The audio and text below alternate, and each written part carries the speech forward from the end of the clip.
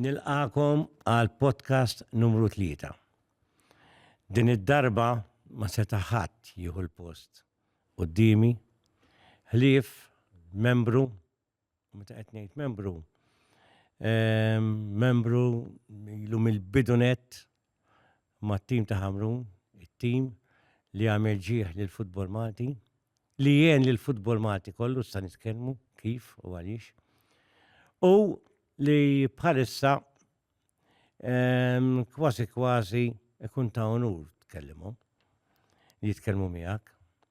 Nies li forsi sa 5 snin ilu tħakna bihom. L-ewwel wieħed kemm jaraw kbida jidħlu fi gruppi, mela Malta nistgħu nidħlu hemm. Tawni risposta. U sini blajtu għalġet ftaħtu l-lum. Ħdej għandi l-Viktor Kassar, bniedem li ili nafu żmien mal-Ħamrun, qatt ma konna close, dejjem konna kontra xulxin fi żmien ir-Rabat u l-Ħamrun. Però imbagħad jiena kont ġurnalist ma bqajtx eżempju mar-Rabat, u ma' Viktor qatt ma kelli ħafna ħbieb fil-Kumitat tal-Ħamrun li għadhom hemm bħal Gejtu De Battista, bħal Stephen Saliba, il-missieru naf il-John Saliba, li kien xi ħaġa fil-BOV minn għalija. Imlaħħaq. Insomma, Vik, nawguralek, prosit. Però li skantajt, il-bieraħ pereżempju kont, mhux il-bieraħ hawn dal-weekend, kont Għawdex u kien hemm bandisti, ħansemmihom, ta' San Bastian. Għet id-doqqu għajsilem. Kienu fuq il-vapur, ġej l-lura, lej Malta, kontem. U tisma kulħadd mhux jitkellmu dwar il-marġ kbir li kien hemm għajsilem, il-marġ jew il-festa ta' San Bastian. Tisma'hom jitkellmu fuq il-Ħamrun. U tisma' l-bandisti jgħidu, u din mlietni sabiħa. Jgħidu kemm ħadna gost, kemm li ħadu li rebħu l-Ħamrun. Kemm biżna qudiem it-television.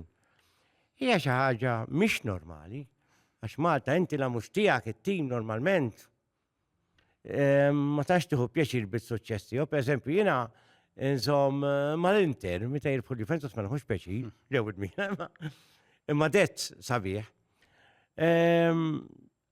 Jien naħseb li Vik Malta kollha ferħet. Jiena qtejx biss qudiem it-telefon. Kelli tifel ta' sentej, jgħajja go, sa ma ngħajja go. Xi ħaġa għamiltu ħafna ġid lill-futbol Malti. Mela l-ewwel nett nirringrazzjak ta' din l-istedina u nifraħlek ta' dan il-podcast li qed tagħmel għax iffollowja it-tnejn l-oħra.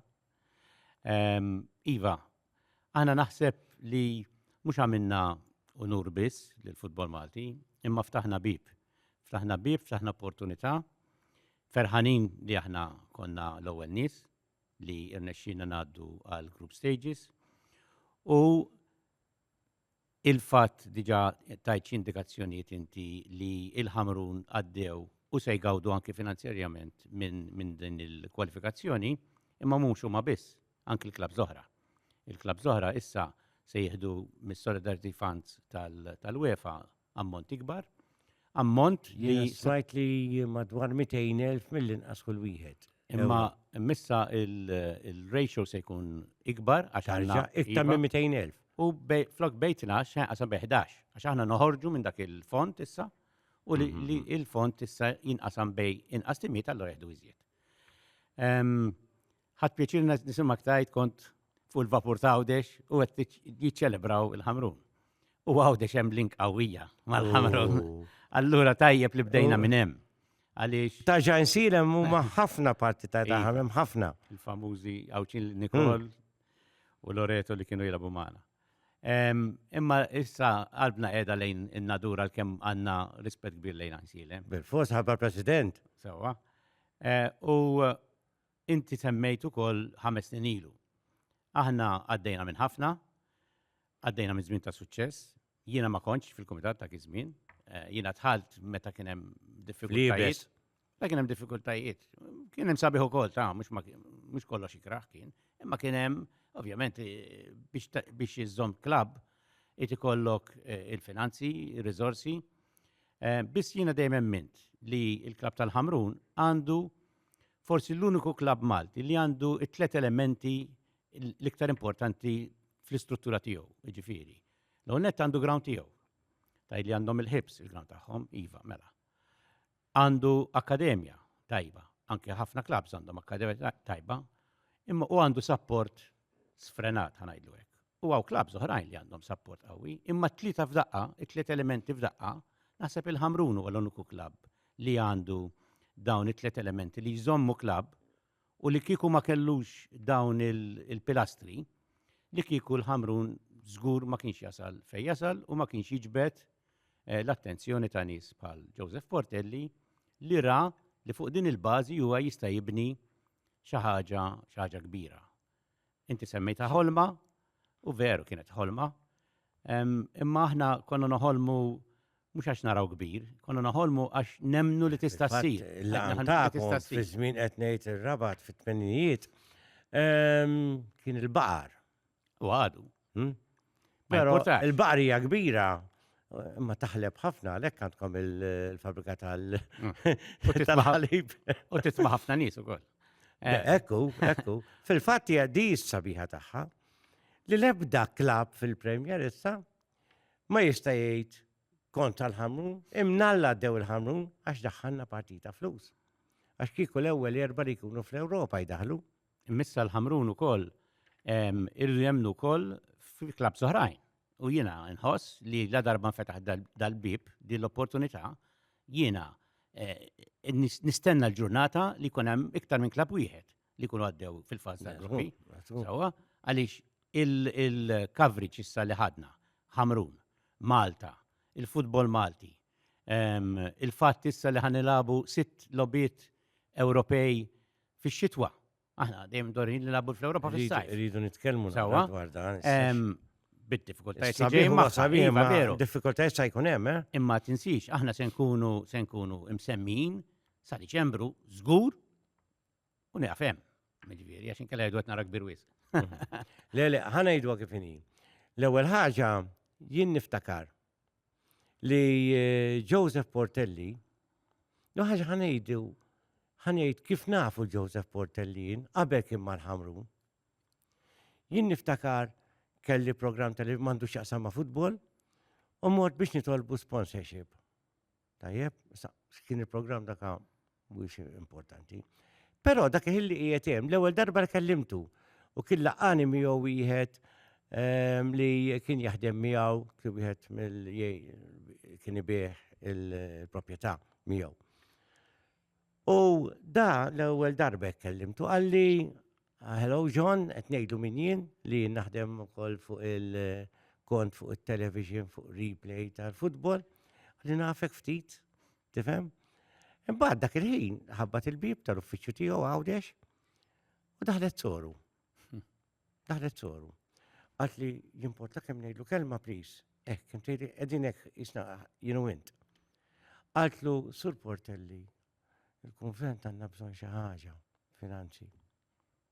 Skużani John għalli, joħroġ fil-bib, jgħid il-wieħed tgħidli x'ismu, però ħan semmih John jien.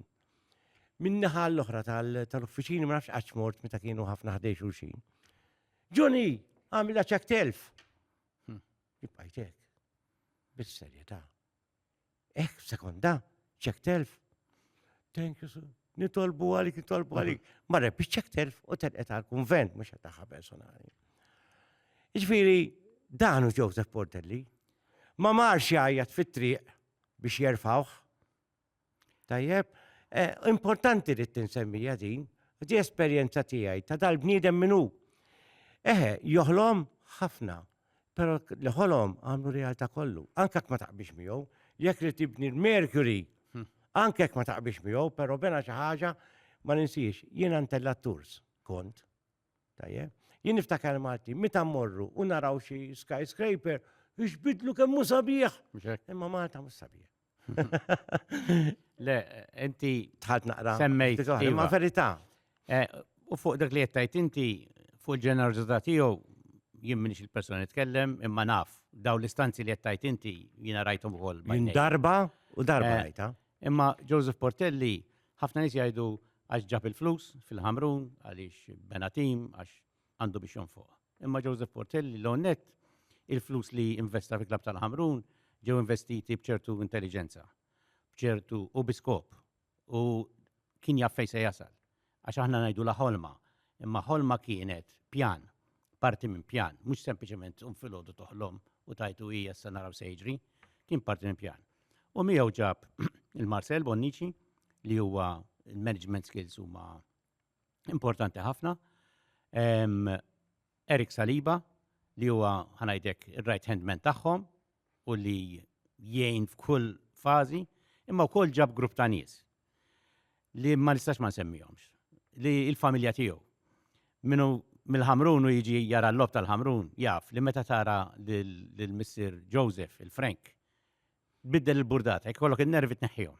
Għax tantu huwa bniedem brius, tantu huwa bniedem ferriħi, tantu huwa bniedem passjonali. Meta nerbħu jibki, taraħ jibki. Il-Sijuħ ċali u rrit nsemmi wkoll persuna li sirt ħafna ħbib miegħu jiena l-Ġowi Kapuna li dejjem jiġu Malta u barra minn Malta.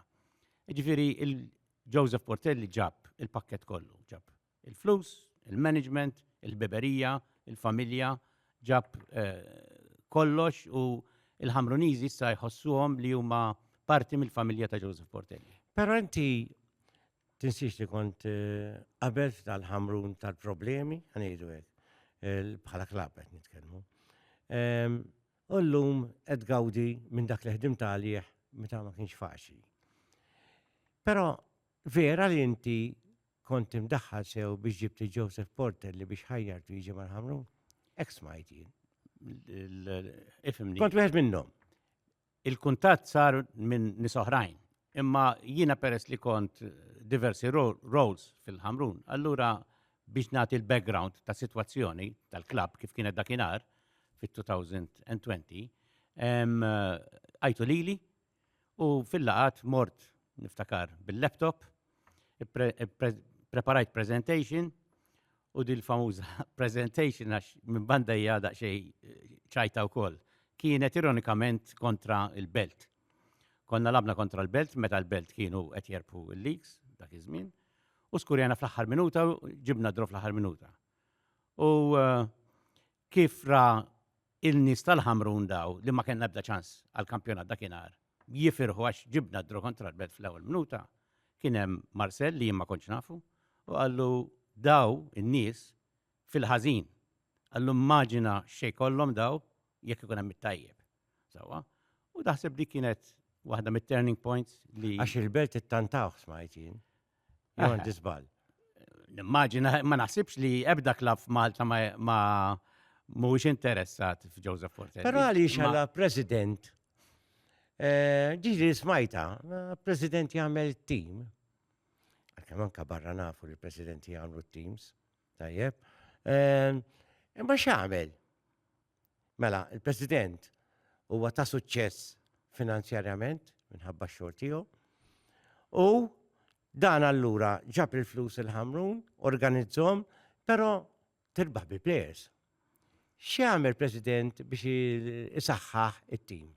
Jiena diġà għamilt referenza li meta ġi Joseph Portelli ma ġiex open checkbook u qal iva ġib dak ġib liħor, eċetera. Anzi l-ewwel sena naħseb waħda mill-iktar minn daw is-snin l-inqas waħda li nteffu flus għax niftakar ġibna 6 players minn Nadur, ġibna Marcellina, Eder, Pedrovic, goalkeeper Steve Sultana, u ħadna l-lik.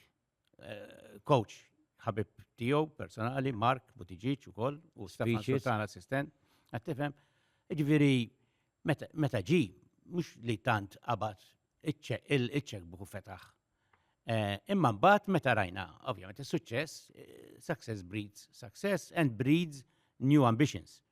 U l-klabb u Joseph Portelli ra fejn jista' jasal il-klabb tal-Ħamrun Spartans u fuq hemmhekk kompla jibni. Ma jibni biss mhux fuq il-pagi tal-plejers, jibni wkoll bħala struttura ta' administration. Fil-fatt li rrid ngħidlek għax għamilt ftit tfittix fuqek u fuq il-Kumitat fuq l-Administration.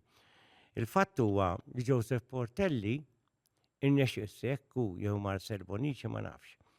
Però innexxielu jamalgama l-esperjenzi tal-passat bħalek Gato de Battista li wkoll daħal fil-ħamru fid-daqqit ta' Swat, tajjeb, Stephen Saliba, Antoine Attart ukoll mela niftakru sew Antoine u oħrajn. Għadkom mat-tim ġdid, amalgamakom u llum għandkom tim, s-sinti inti dejjem Viktor kont bniedem għandek ċertu ġik soluzzjoni minnek mux xi wieħed tkun taqbes, mux ma taqbes, ta' ma tifraħx, imma xorta dejjem attent kif titkellem hekk nafek minn dejjem, minn meta kont ġurnalist sew dak iż-żmien. Huwa b'dan il-mod kif amalgama kollox biex ħaqqat ħamru wieħed li hu jħossu aħna l-ħamrun.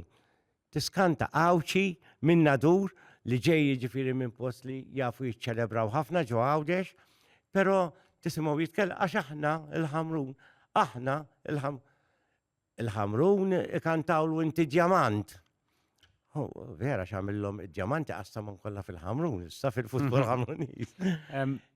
Dina il-punt li qajjem issa huwa punt importanti, ir-rispett li urew lejn nies li kien hemm, u ovvjament in-nies ġodda li ġew, hemm eżempju wieħed ċar. Ħafna nies ma jirrealizzawx li l-ewwel sena li Joseph Portelli ma kienx president.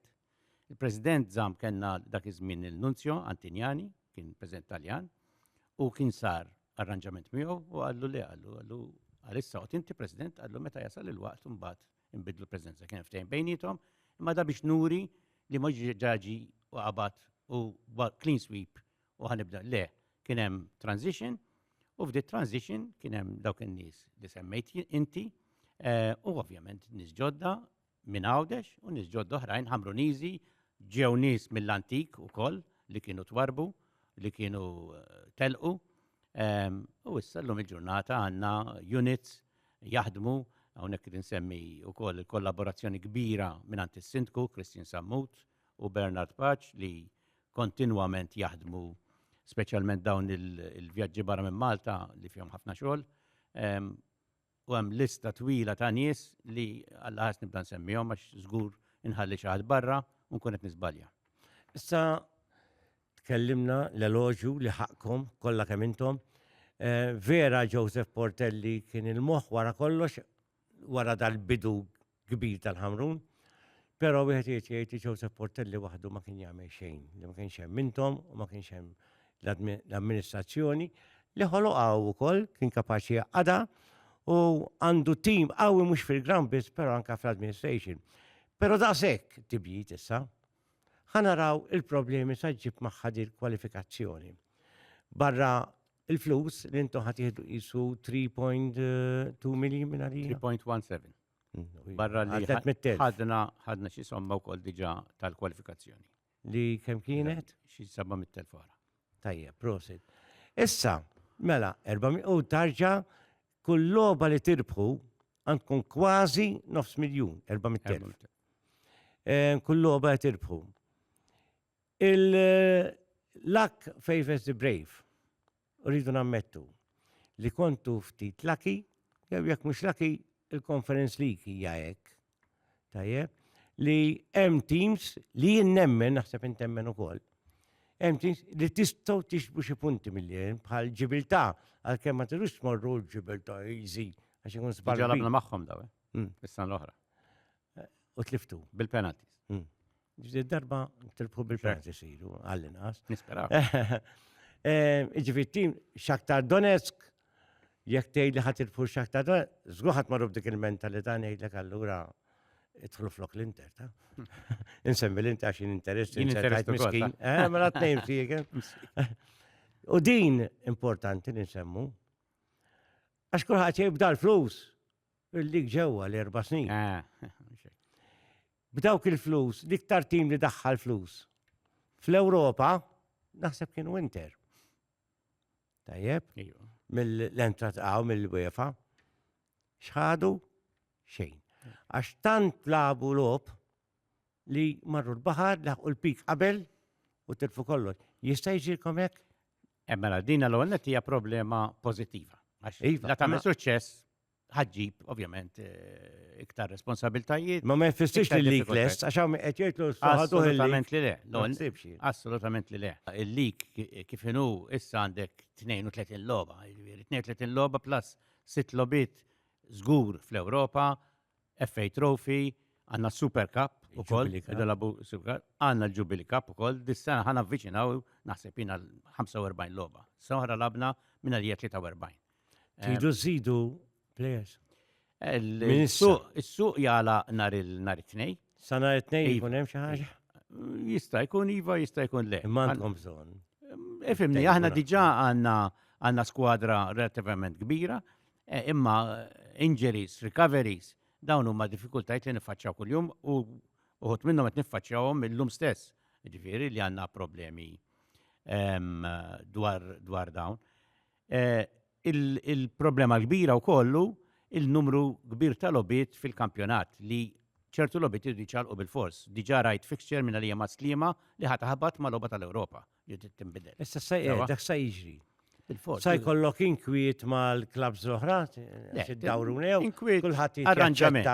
Le, arranġament, ma tistax il-logħba tal-Ewropa ma tistax tinbidel. Tifhem ġifieri tagħmel dana meta labna kontra Però ma tistax twaqqaf il-kampjonat Malti. Le, ma tistax. Ġifieri jistgħu ittaw pereżempju flok il-ħadd issib diffiċli ħadibdew tilagħbu intom. Issa tiġew il-ħadd jew it-tnejn. Pereżempju l-RFS daw tim li eliminajna kellhom derbi mar-Riga in between. Ħasruh. Ma labux. Anka Malta, l-ħamun. U aħna għalhekk jiġifieri da issib arranġament. Arranġament kif qed ngħidu problema pożittiva, tiċċallinġa lilek innifsek, tiċċallinġa anke l-administration kemm tal-klabb tagħna u kemm tal-Malta Premier League. Imma naħseb l-isfida li hija worth it li niffaċċjaw. Il-fatt issa li l-partiti jistgħu ibatu il-plejers jew fiżikament, ikun ħafna partiti. Għandek oħra li fil-logħob Ewropew tal-Conference League bil-fors iridu jintlabu ta' għali. Issa, l-art kif inhi diġà mhux sew, għalkemm ċabet il-lak, irbaħtu fiha. Però jekk tagħmel il-maltemp ta' jkunar, x'jiġri? Jekk fil-maltemp tittilab ħom ta' għali. Għadni kif kelli l-okkażjoni nsemmiha f'post ieħor, l-infrastruttura fil-futbol Malti qegħdin lura, jonqosna. Żgur jonqos stadium ieħor. Aħna 3 ġimgħatilu jew 4 ġimgħatilu faċċejna problema unika, ġifieri li kien hemm 3 grounds li bejn raġuni u oħra ma kinux disponibbli għall-lob, ġifieri. Wieħed għax kien mimli bil-lob tal-lik Malti, liħor għax kien artificial u ma stanix naqilbu f'dik il-fażi minn ħaxix naturali artificial u liħor kellu l-ħaxix ħażin. Ma kienx up to standard. Jien mhux qed nidħol fir-raġunijiet għaliex ġarek u ma ġarax hekk, imma l-fattu li ġara. Ma nistgħux nibqgħu sejrin hekk. Dejjem mela rridu l-progress. Hawn nies għax mhux irħamru biss. Ekku. Il-klabs oħra li hemm presidenti u nies li qed jagħtu kollox biex jikber il-futbol Malti. Imbagħad xi niġu jassuno bħal ma ġara, Alla jbirek, minn suppost qed imexxi u jara l-affarijiet jibdew bis-sew. Le noqogħdu nistennequ issa nirranġaw. Hija mentalità Maltija f'ħafna affarijiet din. U iwa issa ħanibdew nieħdu il-breathalyzer test biex naraw dak weġġax il-dak u l-ieħor, wara li jweġġew u l-istess. Hawnhekk dejjem bdejna qabel. Mela hawnhekk xi ħaġa forsi li aħna maħniex. Aħna konxi, ma forsi ma nirreżawx kuljum. Flus fil-futbol Malti mawx. TV rights pratikament xejn. Gate money, ok, kun hemm ħamru belt, ħamru bil-kirkar, kun hemm logħba tajba u jidħol xi ħaġa ma xejn li tista' tissostjeni klabb bih. Il-flus qegħdin għand il-UEFA. Il-UEFA għandha biljuni u l-UEFA hija relativament demokratika, tqassam. Sewa, aħna jiena nifforma parti wkoll mill-European Clubs Association li għandna kontinwament kollaborazzjoni mal-UEFA mal-FIFA u tara li hemm sosten. Imma tittaħdem għalih. Tittaħdem għalih da u jiena naħseb li minnar ma poġġi peace fuq settur wieħed kemm il-clubs, il-Malta Premier League, il-clubs individwali, il-gvern, l-MFA għandhom jaraw biex isir pjan nazzjonali għall-sport kollu b'mod ġenerali. Imma jiena naħseb l-ewwel issue hija li jinbena ground. Aħna morna fi grounds, jesaw 3,000 ruħ, 4,000 ruħ, ma jiswewx super miljoni, ma rridux namlu aħna l-Alleanza Arena Malta, għax jekk nippruvaw namlu dik, allura qed nisparaw saħħa. Aħna morna fi ground li sewa 19 miljun, mhux xi somma esaġerata, jesa 4,000 ruħ, lukanda miegħu, training pitches madwaru, qed niftehmu u bil-faċilitajiet kollha, modernissimu. Jista' jsir Ħamrun dale. Il-Ħamrun diġà ħanollu l-level tiegħu. Imma postijiet oħra mhux se noqgħod nidħol illum fil-mertu fejn, imma però inti fik nara, inti kont wieħed mill-imbuttajt l-idea tal-Joe Health Premier League. Malta Premier. Malta. Inti u Peri. U Jazz Montabella, u Mario De Bono, konna grupp ta' xi ħamsa. U Chris Bonnet. Il-Ministru. Li kien għaddak iż-żmien Viċi President tal-MFA. Jien tajt li l-kom-2 u inti daħħat l-oħrajn sew. U qed nispera li ma ninsaħħa. Imma xorta ma konna nagħmlu laqat. Kont wieħed minn tal-bidu. Iva. U nexxiet. U diġà qed iddaħħlu xi ħaġa fejn sortu dejjem toħorġu l-flus. Tajjeb, diġà qed toħorġu xi ħaġa u jidher li n-nies ġejjin ħafna jien l-ewwel wieħed nimxi fit-triq l-istaġun li għadda, da fażul, da kampjonat fażul. Mela l-Ħamrun jitilfu 11 il-logħba, 4 draw u jieħdu l-lig. Niftakar qed nitkellem ma' Sandro Mikallef, qed naqas stramba u titlef 11 il-logħba u tirbaħ il-lig. Tlu però kontu għadkom ma ddejtux. Issa għal da. Tlu però x'inġew għassiju rebħu, ġew fl-Ewropa u għaddew. Mela xi ħaġa tajba kien hemm fil-Ħamrun. Forsi għadu jistennew, għadu kawti, jew ġietom kollox tajjeb. Mela, fuq il-format li kelli ngħid għattu. Ejwa, għal-darba format. Jetnek jibdiet. Aħna ma naqblux ma dal-format tal-kampjonat, full stop, u niqafem. Fuq l-MPL imma nista' ngħid ħafna, u ħafna pożittiv, ħafna affarijiet tajbin. Sewwa, il-marketing li qed isir, l-organizzazzjoni b'ħafna diffikultajiet għax il-Malta Premier League għat m'għandix a good amount of manpower għandna lil-Lala Nabela li sinċerament batunna l-bambin bniedem dedikat intelligenti li kien hawnhekk ukoll fuq il-podcast tiegħek. Imma il-futur qiegħed f'idejn il-clubs. Sewwa, fil-kull pajjiż li hemm il-futbol hemm il-lega, il-clubs imexxu hija pis ukoll li jitneħħam fuq l-assoċjazzjoni, għax l-assoċjazzjoni wkoll għandha x-xogħol tagħha. Jiġifieri aħna konna nemmnu dawk in-nies li semmejna qabel li dak li kien il-Premier Division Standing Committee għandu jiġi ffurmat f'kumpanija, sanna kumpanija, Kampjonat Limited, u li bil-argumenti, bid-diskussjonijiet, kultant anke nisħnu naqra. Sewwa, imma healthy discussions u naħseb li l-futur tal-Malta Premier League huwa tajjeb, huwa xi ħaġa pożittiva, anzi jiena ngħid indispensabbli. Rid ngħidlek ukoll intu ngħid, rajt ħafna battibekki fuq il-Facebook. Li donna nbidlet il-kompetizzjoni, il-pika kbira li kien hemm bej Belt u Ħamrun, waħda naħseb dejtu intom ftaħtu triq meta telgħu il-Belt u intom ittulhom welcome. U huma wkoll kienu kitbu isma' nifirħulkom li għaddejtu xi ħaġa li Belt Ħamrun qatt ma raw għajdu. Però f'daqqa waħda fetħed il-bika bejnkom u bil-Kirkara. Supporters qed nitkellmu. X'ġara bejn Ħamrun u bil-Kirkara? Le, l-ewwel net bejn Ħamrun u Belt mhux issa bdiet. Bejn Ħamrun u Belt anke fi żmien Viktor Tedesco u Joe Caruana Karen kien hemm rispett kbir. Bil-Presidenti dejjem niftakarhom. Niftakar jiena xi ħaġa li ma ninsix jien ma kontx fil-kumitat li meta ftaħna l-ground tal-Ħamrun kien ġi Joe Caruana Karen U preżent anki donazzjoni dakinhar niftakar għall-ispejjeż. Jiena il-belt għandi rispett enormi lejhom, għandi ħafna ħbieb ukoll mill-belt. Ovvjament li August, però jiena anke jekk nilab logħba drafts maħija rrid nerbaħlu, sewwa. Ma Birkirkara naħseb hija overblown ta' ġifieri. Ovvjament Birkirkara huwa tim b'saħħtu. Ma x'ġara f'daqqa jisu il-pika. Ġara. Għax forsi ma kienx hemm il-belt kien qegħdin. L-ewwel net daw l-aħħar 3-4 snin niġġielidna l-kampjonat ħafna drabi Birkirkara. Rebħunna trofi darbtej.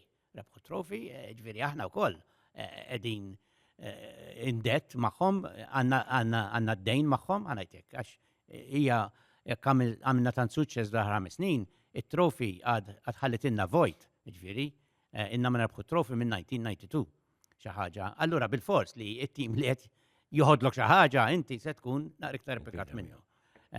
Biss sara ħrasek li fil-Birkirkara hemm nies intelligenti, nies management skills tajbin ħafna, u li kultant xi kelma żejda taħrab huwa veru u xi forsi xi naqra battibek żejjed, imma rispett aħna għandna mal-klabs kollha. Pereżempju, imxejt fit-triq dal-jumejn, jitqajt ma' ħafna nies qed jaru l-podcast ġew qed ikellmuni fuq il-futbol xi kont abbandonajtu. U ħajkolli ngħidha, tisma' nies u jgħiduli tifhmunix ħażin issa please. Jgħiduli ma xejla abuta, ma ħażebbuġ, skużani żebbuġ. Yani jgħidu mar-rabat labu għax huma l-aħħar fil-lig kollu. Fil-ligs kollha huma spiċċaw l-aħħar rabat. Però mhux ta' xejn għaddew. Huma minn qegħdin huma xejta wkoll. Taqbel magħha dak li smajtuh? Jiena mhux ma tant smajtu ngħid il-verità, ma anke jekk qala. Għax ġieli ma jgħidux fuq it-televiġin ma jgħiduha hekk. Imma dana hemm riga, kombinazzjoni riga fejn kon nissa. Imma hemm il-coefficients. Sewwa, il-UEFA kull klabb li jipparteċipa fl-Ewropa għal kull partita li jiġi draw, għal kull partita li jerbaħ, ittieħ il-punti u hemm il-koeffiċjenti. U aħna il-klabs li labna magħhom kollha kellhom koeffiċjenti kbar minn tagħna. Sewwa, u meta tsemmi Maccabi Tel Aviv, semmi Dinamo Kiev. Sewwa, mhuwiex tagħna. Aħna nixtieq nfakkar li 3 snilu eliminajna lil Levski Sofja, erbaħna Dinamo Tbilisi home and away. Labna mal-Ferencvaros, labna ma' Partizan Belgrade, daw klabs ġifieri mhumiex il-Bayern Munich imma ħdejn il-futbol Malti. Mhux kulħadd huwa Bayern Munich ta' sewwa. Ġifieri jiena nħoss li aħna ġbarna rispett, ġibna rispett. L-aħħar logħba xi ħaġa jiena li ħadd pjaċir ħafna biha, ħin minnhom litteralment kienet jibżgħu minnha. Veru. Anki l-mod kif nilabu issa, anki irrid insemmi il-dħul tal-dan il-coach il-ġdid, Giacomo Modica, li ma għalinniex isma' aħna ħjar minnhom noħorġu nilabu, ħanerbħulhom żgur, imma neħħa ċertu inferjorità li hija kultant ngħidu aħna l-Maltin imbagħtu minnha. Le toħroġ taffrontaħ anke s-sistema tal-lob, jekk taraw il-lob, anzi uħud mill-gows li skurjajna minn żbalji provokati minna li mbagħad gawdejna minnhom. Jiġifieri mhux nirrispettaw il-kulħadd imma ma nħossuna inferjuri lejn ħadd. Però jiena nemmen li vera ma nabniex kif għedna ma' Bayern Munich ma' PSG, però jibqa' fatt li dak li dak li wettaqtu l-Ħamrun wettaqtuh kontra Tamparna. Ek suppost, aħna f'Tamparna fit-tim nazzjonali, f'tar reġuni, Tamparna użar minna. Dejjem laħħa spiċċajna ġajna. Verità? Ma nimerx nikkompara. Le, mhux għax nikkompara. Biex ejja ma naħseb għandna mentalità il-Maltin. Li meta ma naqblux jew ngħidu, jew għax ma jkunx tiegħi, irrid iwaqqgħu l-avversarju. Irrid iwaqqgħu. Jista' jkun ġieli għamilt inti fik, ġieli għamilt waħamu, ma nafx. Imma ma nistax ngħid hekk, tajjeb għax ma nafx. Però jista' jkun li jiġri hekk. Il-fattu però li llum min jgħid hekk, tafx ma jgħidx Il-klab tiegħi taf kemm gawda. Hmm. Dik importanti, jalla nibqgħu nilagħbu max-xejn. U nibqa' jgawdi il-klab kollha, il-futbol Malti. Dik. Ħanibnuh. Jiena nħoss li kull amministratur, kull bniedem involut f'kull sport f'Malta, ovvjament irid jiġbed lejn il-klab tiegħu għaliex il-klab tiegħu barra li aħna supporters tal-klab tagħna, ġi aħna mhux ġejna impjegana xi ħadd barra li aħna volontiera. Tom NGOs. Qed tifhem, aħna mhux ġi għalilna ejjejn il-Ħamrun, jiena għax Ħamrunis, qed tifhem. Jiena laqas noqgħod il-Ħamrun imma ninżel kuljum il-Ħamrun. Imma ir-rispett li għandi on the other side of the fence li nara nies oħra fi klabs oħra qed jagħmlu dak li qed nagħmel jien, all right, huwa rispett kbir. U dana jiena rrid nerbaħ fil-ground, imma jekk nista' hemm xi mod li nista' ngħin il-ħadd ieħor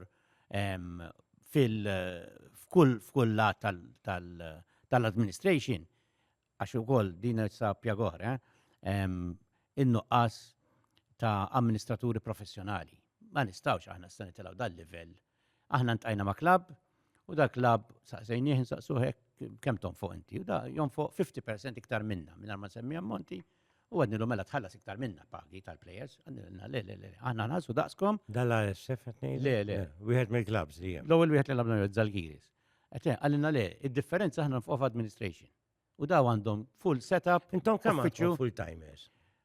Jew part-timers impjegati. Le, l-ewwel qed tittaqsam is-settur tekniku li huma full-time. Le, qed nitkellem administration. Administration wieħed. Tekniku. Wieħed għandna full-time employee. CEO. Le, CEO le. CEO tilħaq ma kollox. Hekk għajdu. Ġventkom wieħed. Għandna persuna li tagħmel il-paperwork. Għal-kampjonat biss. Sewa, il-bqija kulħadd jinqasam fit-tnej, jiġifieri bil-President kollox. Issa li qed ngħid hemm ukoll smajt uġili għaddew minn moħħi wkoll, però di m'għaddix minn moħħi kienet, li issa għandhom 4 miljuni jew daħlu 5 skont il-da, għadan ifisser mela ngħidu kampjonat jiswa 1 miljun, eżempju qed ngħid tajjeb, mela jirfu 5 miljun sa ma jispiċċaw u jerġgħu jibdew. Jew ħadd investu fil-futur, ħadd investu fit-tfal, ħadd investu fil-infrastruttura, jew ġast jispiċċaw issar flus jieħu dak li għandu jieħu ġikku Peppu. Ikkwalifikajna ma nikkwalifikawx l-infrastruttura diġà kien hemm pjan, fil-fatt il-ġimgħa d-dieħla se jsir daw ġdid. Vera għandkom problema ma tal-ħalib ma jgħidux jiċeduh parti tagħhom? Eks smajtin. Ħanajda, ġifieri, jiena m'għandniex problema mal-fabbrika tal-ħalib, għandi problema li hemm ġonofs belt importanti fabbrika tal-ħalib. Jiena li għandi problema. Inti politika fik? Le. Titel tajjeb. Għandi problema. Immaġina kull raħal f'Malta li kieku llum ngħidlu isma' fejn ħdejn il-pjazza tiegħek ħanibnilek fabbrika tal-ħalib. Sewwa, kulħadd se jgħid le, min se jgħid iva. U jiena nħoss li dina hija xi ħaġa ta' interess mhux Ħamrunis biss, ta' interess nazzjonali għaliex il-sindku żgur għandu pjan hemmhekk rajthom jiena ta' ġnien qed niftehmu, il-Ħamrun Sparta jistgħu jgawdu naqra. Importantissimu, qed niftehmu, u dana jista' jirrivitalizza il-belt kollha. L-awtoritajiet governattivi ma jiskrux fiha? Jiena inti semmejt il-politika, jiena politika ma nidħolx. Jiena titkellem bħala Ħamrunis, jiena nħoss li l-fabbrika tal-ħalib għandu jsibu post ieħor għaliha bid-diffikultajt li staġġib il-produtturi tal-ħalib, nifhem, imma żgur mhux post hemmhekk. Okay, issa kienet hemm minn żmien Zemzem, jiena niftakara minn Gonzaj. Ma mbagħad tasar fi żmien inbidlu l-affarijiet. Raba kemm stazzjon tal-ferrovija. Sewwa. Sar restorant. Jiġifieri din hija xi ħaġa da. L-infrastruttura fil-Victor Tedesco Stadium iva diġà sar avvanz kbir blajnuna wkoll tal-MFA, imma anki il-President u l-CEO qed isir investiment u dalwaqt naraw kambjament għall-aħjar. Il-supporters. U ma xi ħaġa jaqbżulek id-dmuħ. Anka rrid ngħid il-PBS tas-servizz sabiħ li taw li minn ġo Riga, minn ġo Latvja daħlu mill-ewwel fil-ħamrun sadarjali. Għalkemm kien hemm minn forsi ereta xalqu triq, jiddispeċini jien niftakar fi żmien Tedesco u kont hemm kien jagħmel ikla triq kollha. Tajjeb, u kulħadd jikor b'xejn hemm, ma tiftakarx. U għamlet x-xita. Għax għamlet x-xita tiftakar. Kien ilu jipprepara. Imma il-support, saw ħafna pika li huma l-iktar numerużi u l-aqwa supporters.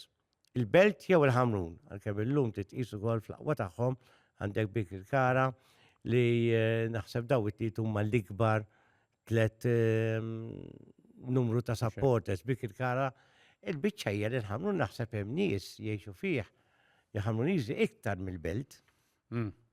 Bikir Kara hija l-ikbar ħanejdu hekk minnhom it-tlieta. Le, is-supporters ta' Ħamrun huma kruċjali. Kruċjali fi żmien ħażin, kruċjali biex ġi Joseph Portelli.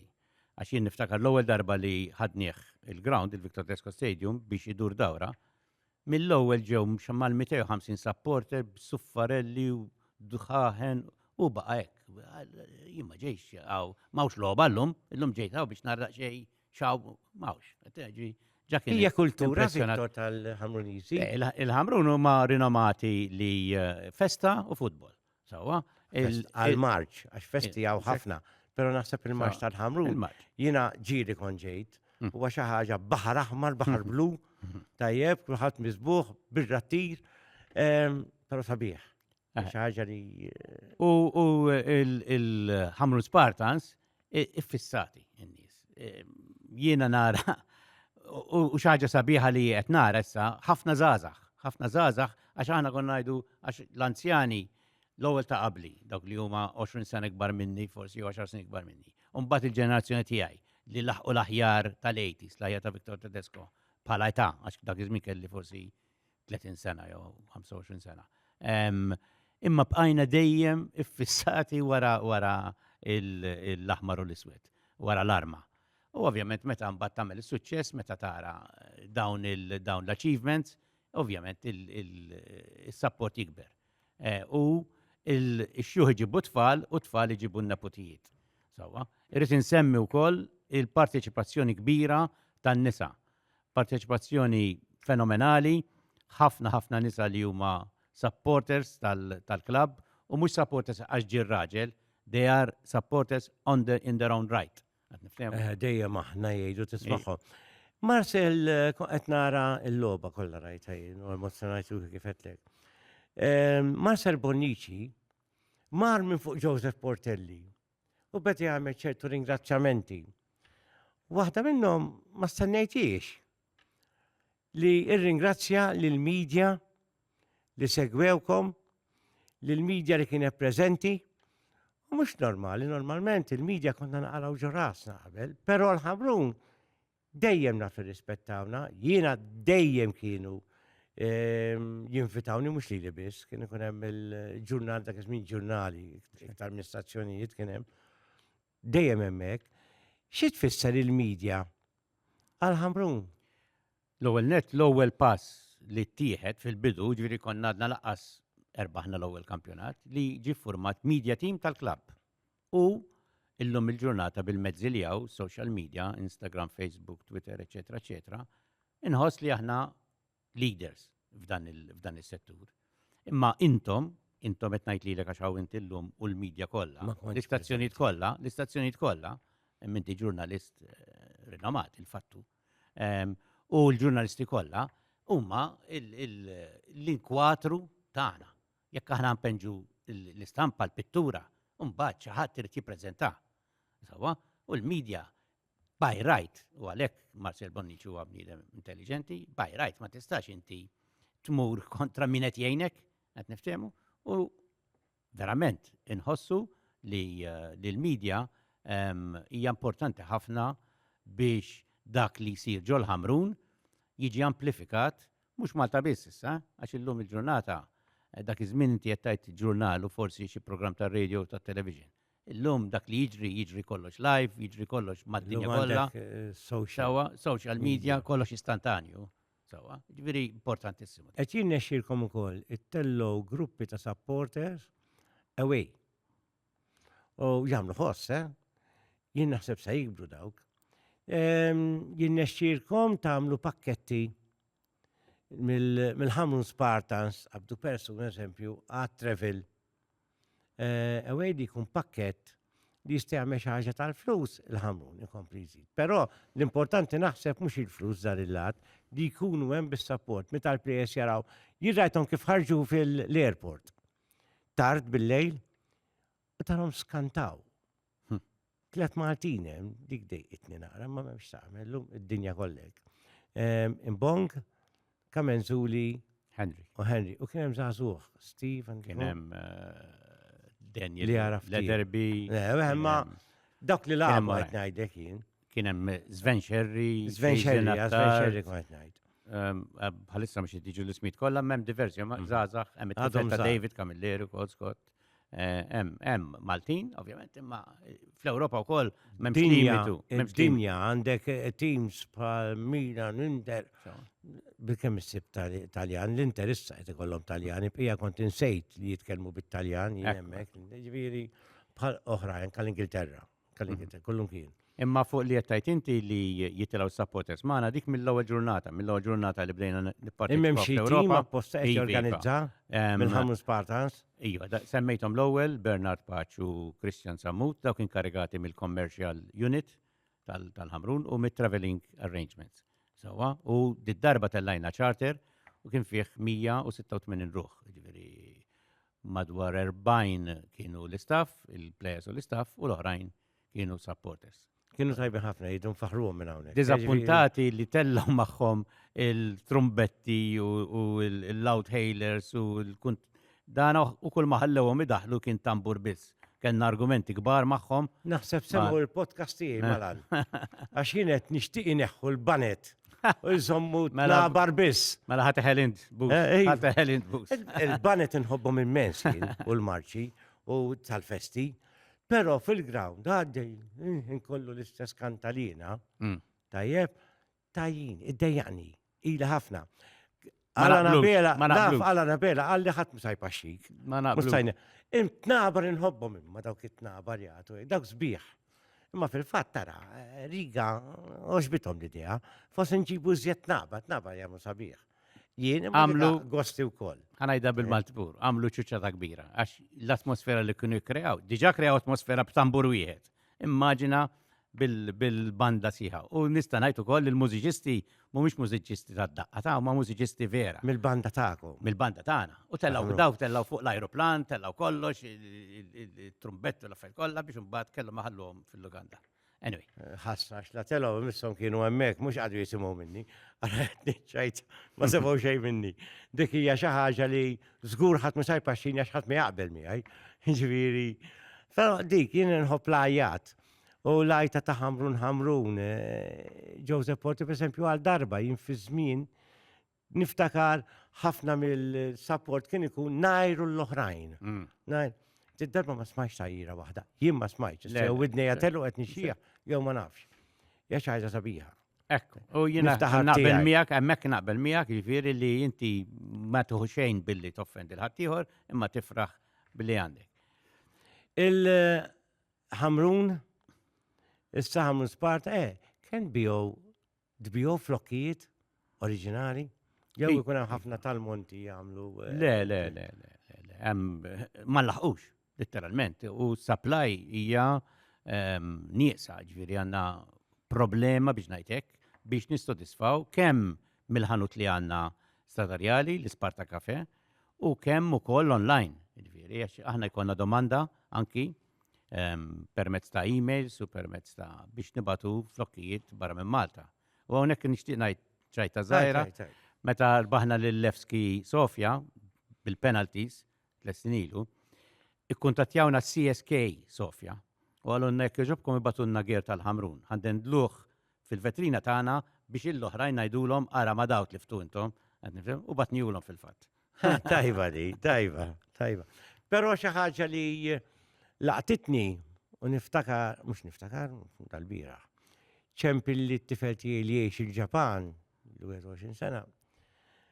Għalli Dadi, issa da mar-Rabat kien iffissat minn dat tip ta' kontra l-Hamrun fi żmien ir-Rabat. Għalli, rritnejtu happy birthday, għaxħal 42 sena. Għalli, għabis titmuħ. Ken fraħt. Xin smajt il-tal-wefa, isemmi l-ħamrun, etna emozjona ruħi. Isemmi l-ħamrun. Aħseb waraħna. U għonek rritnejtu koll li aħna l-lum il-ġurnata niffurmaw parti mill-European Clubs Association u immorru regolarment għall-laqat ta' da. U dawna jiswew ta' ġit. Ma' John Borch, jew li? Ma' John Borch u Kevin Deguara u Jesmond Tabela. U dawna. Iva. U dawna jtuna ħafna għajnuna, l-għonet jiddiskutu mal-UEFA mal-FIFA għalina. U l-lum il-ġurnata dawna hija l-assoċjazzjoni hija mamula minn 800 klab. Fil-fatt għandna laqa ġenerali issa f'Ottubru u sessir fruma u jien ħan attendi għalija. U li għandhom ukoll units, boards differenti, jien forma parti minn board ta' governanza f'din laqda. U anki pariri legali, kellna okkażjonijiet fej kellna bżonn mhux kustjonijiet ħajtek, diskussjonijiet internazzjonali u tlabna l-parir tagħhom u għenuna ħafna u xi ħaġa li hija ta' benefiċċju għall-futbol Malti. U dan iġib rispett ukoll għaliex aħna għalkemm aħna żgħar f'kull settur mhux fl-isport biss kapaċi il-Maltin kapaċi jinteraktjaw mal-barranin, kapaċi jieħdu anki inizjattivi u naħseb li aħna semmejt il-John Borch. John Borch huwa wieħed mill-founder members, ġifieri u jiena nkonsidra bħala ħabib tiegħi u ngħidlek ar-relazzjoni li għandna ma' Birkirkara truħim għandna relazzjoni tajba ħafna. U dan huwa rikonoxxut team manager ma' Birkirkara. Kif? Ibnu team manager ma' Birkirkara. Manager, sinċerament. Le, żgur għandu ibnu. Imdaħħal ħanejtek. Emma John Borch ilu hemm żmien twil u jagħti kontribut verament pożittiv. U di laqda li qed ngħidu l-European Clubs Association hija xi ħaġa li r-rappreżentanza Maltija qed dejjem iżjed u bda suċċess inħossu li dejjem iżjed ħadd ikber. Bħala Ħamrunis Spartan pur. Li ma l-iktar tim li tieħu gost tirbaħ? Kun onest issa, id-dullix. Iva, l-ewwel wieħed li ħaniġu miegħu fil-gruppi tal-Conference League. No. Żgur ħirex għall-politika. Le Malti. Le, kollha l-istess. Jiena għalkemm konna qed nilagħbu għall-Ewropa, jiena ħriġt irrabjat meta ġejna dro, ma ħattarxin b'rispett kollu ħattarxin għax kien ħaqhom dro ġifieri. Jiena ma nafx ma nħux biex nitlef. Jiena rrid nerbaħ kull logħba. Ġifieri m'għandix għażla speċjali, mhux se nagħti preferenza għal ħadd. Ħrabt li minna. Insomma fik, nirringrazzjak ħafna. Naħseb li donna dawra sew fit-tajb u fil-ħażin, s'issa tajjeb li tal-jem, imma dejjem ikun hemm dik naqra ħażin u naqra problemi. Nirringrazzja lil dak kollha li segwejtuna għal dan it-tielet podcast. Nispera li ħadtu gost ħafna, sa jkollna ħafna iżjed minn hekk. Jingħalija jiġi Joseph Portelli, jiġi Ħamrunis, Pool, Spartan, bħal Viktor Kassar, ma jagħmilx differenza għax dawn huma tim wieħed, tim Ħamrun. Ciao. Grazzi.